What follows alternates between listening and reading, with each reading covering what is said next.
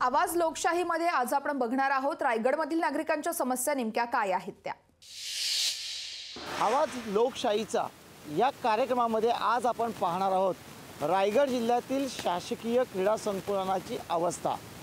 अलिबाग या मुख्यालयाच्या ठिकाणी आणि दक्षिण रायगडचं मुख्यालय असणाऱ्या माणगाव असं दोन ठिकाणी कोट्यावधी रुपयांचा खर्च करून शासनाच्या वतीने क्रीडा संकुल साकारण्यात आले। मात्र या क्रीडा संकुलाची नेमकी आजची परिस्थिती काय आहे, खरंच यांचा उपयोग रायगड जिल्ह्यातल्या तरुणांना आणि क्रीडापटूंना होतोय काय, आज पाहणार आहोत आपण लोकशाहीच्या आवाज लोकशाहीच्या या खास कार्यक्रमात।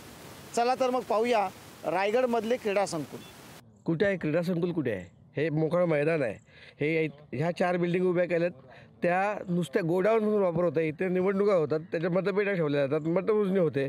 कोरोनामध्ये तिथे पेशंट ठेवले होते, अजूनही ते तशीच अवस्था आहे की पेशंट नाहीत पण ते तसेच अडकून पडलेले आहेत। ग्राउंडला इथे बघायला गेलं तर इंडोरचे सगळे गेम बंद आहेत। स्विमिंग पूल आम्ही पत्रकारांनी पाठपुरावा केल्यानंतर आता थोडे सुरू झालेले आहेत आणि वारंवार पाठपुरावा केल्यानंतरसुद्धा प्रशासन जिल्हा प्रशासन म्हणतं की आपण हे करूया, पैसे देतो, पैसे तर सांगतात पण कोणी करत नाही।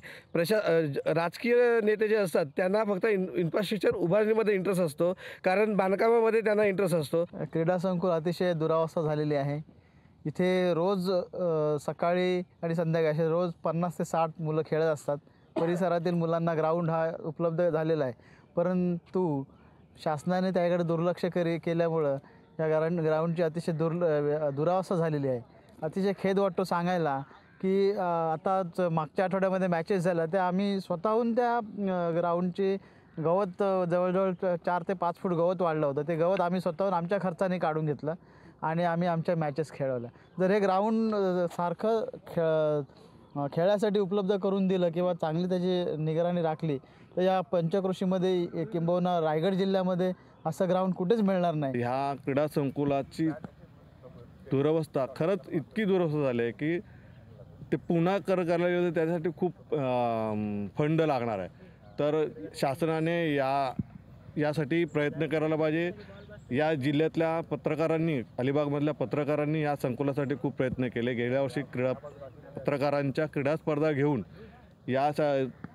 याची जाणीव करून दिली की इथे किती आहे। त्यानुसार पालकमंत्र्यांनी 25 लाख रुपये त्यासाठी मंजूर केलेत, देतो म्हणून सांगितलेत, पण अद्याप ते मिळालेले नाहीत। सकाळी जेव्हा आम्ही धावायला येतो, अंधार असतं, सकाळी आम्ही अंधारच्या टायमिंगला येतो तेव्हा इथं बाजूला जी लेन आहे त्या बाजूला गटारची लाईन आहे, त्यावरचं कवर वगैरे निघले, त्यामुळे इंजरीची भीती असते आणि एका मित्राला इंजरी झालेली देखील आहे त्यामध्ये पाय जाऊन।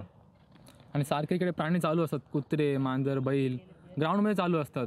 ग्राउंडच्या साईडची जी पहिली गटर लाईन आहे ती त्याच्यावरची झाकणं खोलली गेली आहेत, त्याच्यामुळे आम्हाला जास्त करून अपघाताची संधी वाढलेली आहे।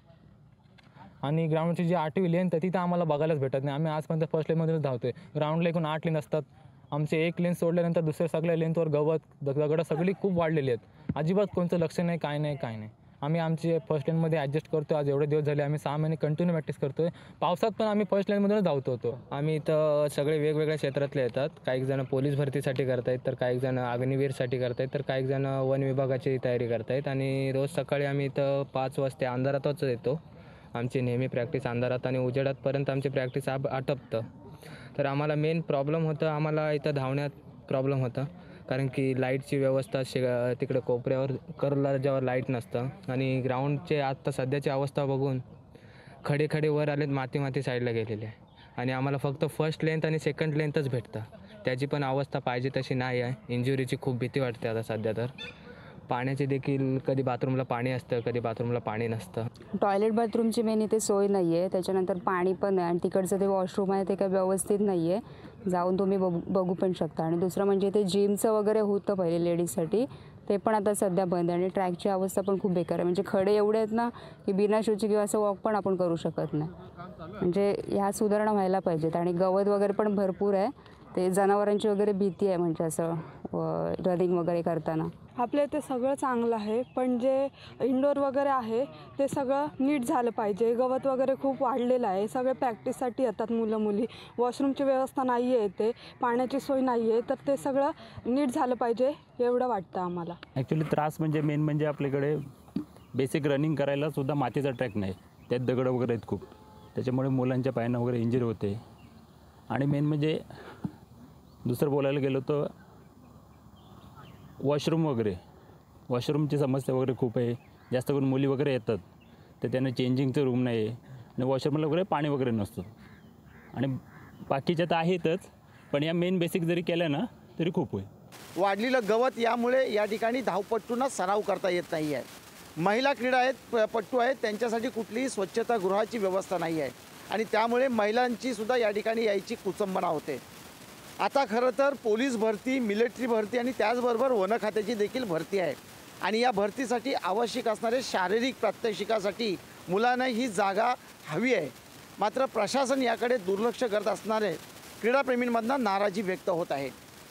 या बातमीनंतर तरी जिल्हा आणि राज्याच्या प्रशासनाला जाग येऊन रायगडच्या क्रीडापटूंसाठी हे क्रीडा संकुलनं सुस्थितीत तयार होतील का हे पाहणं महत्त्वाचं ठरणार आहे. कॅमेरामन सर्वेसह भारत गोरेगावकर, लोकशाही मराठी, रायगड. लोकशाही मराठी, ऐका, पहा, जागरूक रहा.